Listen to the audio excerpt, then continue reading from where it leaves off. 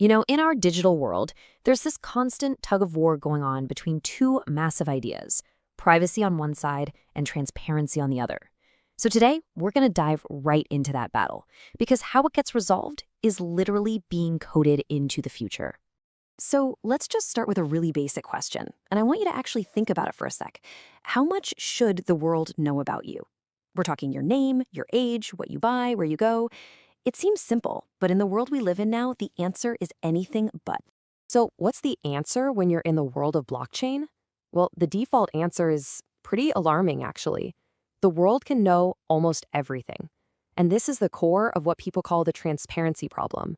And the reason why is really fundamental to how most blockchains are built. At their heart, they're public ledgers, this total radical transparency. It's not a bug, it was designed that way on purpose. It's a feature, right? It's supposed to create trust because anyone and everyone can see and verify every single transaction.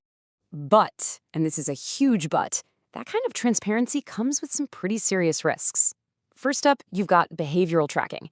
Anyone with enough time can analyze this public ledger and build a scarily detailed profile of you.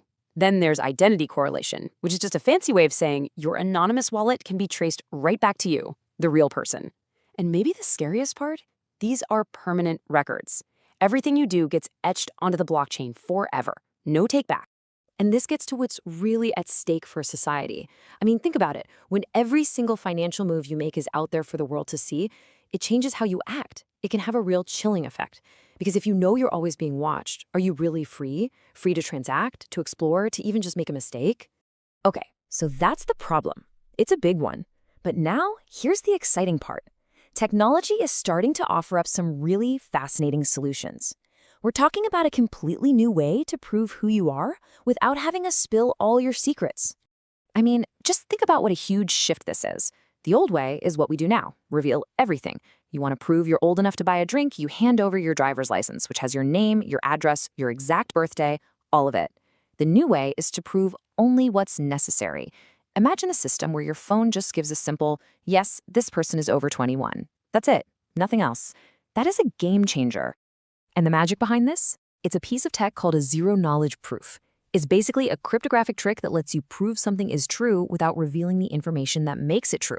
It's kind of like being able to convince me you know the secret password to a clubhouse without ever actually telling me the password.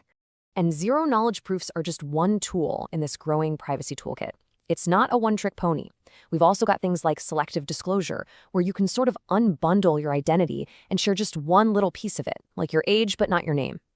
Or anonymous credentials, which let you prove you're part of a group, say a student at a university, without revealing which specific student you are. So the tech is amazing, no doubt, but technology alone doesn't solve the problem, right? The real challenge is weaving it into our actual society. And that brings us to the next really critical part of this, finding a new, very delicate balance between what we as people need and what institutions need. And this really gets to the heart of the tension. On one side, you've got institutions. They need things like compliance, auditability, accountability. They have rules they have to follow. But on the other side, you've got us, the users.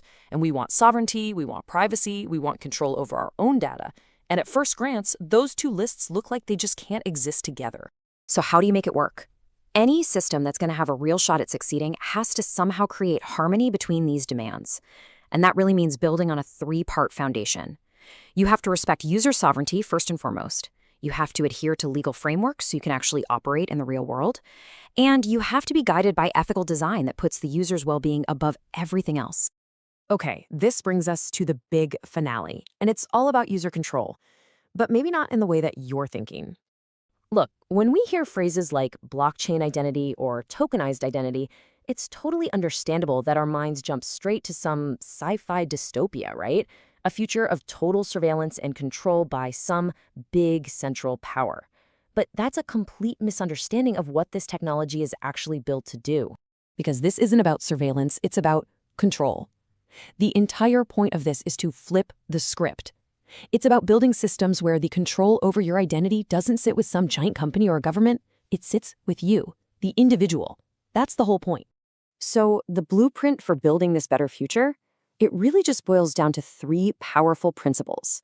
Number one, respect privacy from the ground up by design. Two, enable trust without demanding that we all live in glass houses. And finally, number 3, the ultimate goal has to be to empower users, to give every single one of us the tools we need to manage our own digital lives. For the first time in history, our identity is becoming programmable. It's going from a static thing on a plastic card to dynamic code that we can actually shape and control. Now, that is an incredible opportunity, but it is also a massive responsibility. So the question we have to ask ourselves isn't if we can do this anymore, it's how we're going to design it. And the answer we come up with will define our digital world for generations. Subscribe and visit Web3 Newswire for visibility and credibility of your Web3 projects.